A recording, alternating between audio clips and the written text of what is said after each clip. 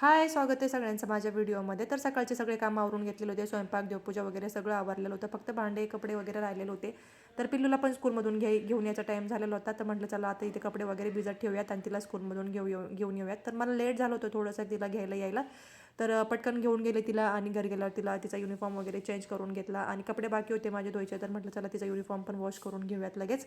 तर कपडे वगैरे धुवून घेतले आणि हे बघा एवढे सगळे भांड्याचा ढिगाल पडलेला. याला जोपर्यंत मी घासत नाही तोपर्यंत हे असेच पडणार आहे. त्याला कोणी हात लावणार नाही. हात कोण लावणार, दुसरं कोणी नाही पण घरामध्ये.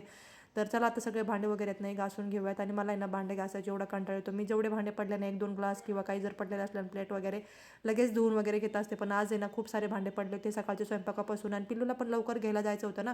तर त्याच्यामुळे सगळे भांडे एकदमच असले नाही. तर मी स्वयंपाक झाला की लगेच भांडे घासून घेत असते लवकर. पण चला आता काही प्रॉब्लेम नाही. व्हिडिओमध्ये दिसतं त्याप्रमाणे जर पटपट कामं झाले ना तर किती भारी होईल. दूध तापवायला ठेवायचं होतं इथं आणि बघा माझं डोकं, मी अगोदर दूध तापवायला ठेवायचं होतं म्हणून इथं गॅस पेटून घेतला आणि गॅसला स्टँडच लावलं नाही, तसंच पातेलं ठेवून दिलं त्याच्यावर.